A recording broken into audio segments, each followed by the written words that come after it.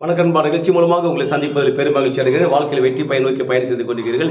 இந்த பயன்கள் நல்ல முறையில் வெற்றி பெற என் அன்பின் வாழ்த்துக்கள். நீங்க நல்லா இருப்பீங்க. இப்ப இருக்கிறத விட 1000 மடங்கு அதிகமாகும்படி நம்ம சேனைகள் கர்த்தர் தாமே உங்களை ஆசீர்வதித்து உயர்த்துவாராக. நல்லா கவனிச்சு பாருங்கள். வாழ்க்கை என்பது இந்த உலகத்துல நாம சில நேரங்களை புரிந்து கொள்ளாதபடிக்கு மனசோர்வு அடைந்து விடுறோம். ஏன்னா யாரும் புரிஞ்சுக்க மாட்டாங்க. இந்த உலகத்துல வாழவே கசந்து போகுது என்று சொல்லி அநேகர் எண்ணுகிறாங்க. சொல்ற பாருங்க, இந்த உலகத்திலே நாம எப்படி வாழ வேண்டும் என்று, எப்படி இருக்க வேண்டும் என்று நம்மை புரிந்த மனமுடைய ஒருவர் இருக்கிறார்.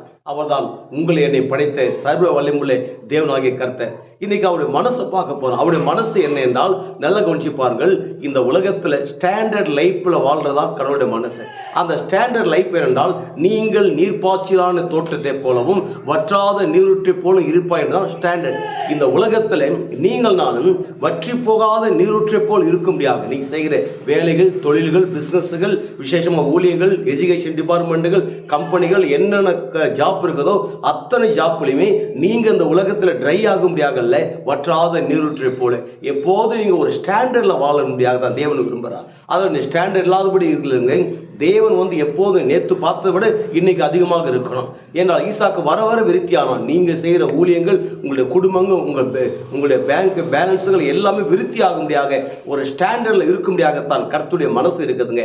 அப்படிப்பட்ட தேவ மனசு மேல நீங்க விசுவாசத்தை அதிகப்படுத்தி பாருங்க, உற்சாகமா இருந்து பாருங்க, நம்பிக்கை அதிகப்படுத்துங்க. அதால் நடப்பது என்ன, உங்க ஸ்டாண்டர்ட் லைஃப் வேற லெவலுக்கு நேராக கொண்டு போகுது. அந்த வேற லெவல் என்ன, ஒட்டுமொத்த உலக நாடுகளுக்கு நம் ஆண்டவர் இயேசு கிறிஸ்து உங்களை கடன் கொடுக்கும்படியாக வைக்கிறார். நீங்கள் வற்றாத நீரூற்றை போல் இருப்பாய் என்று சொல்லி உங்களிருந்து விடைபெறுகிறேன். உங்க நண்பன் ரவி, பெரியபாளையம்.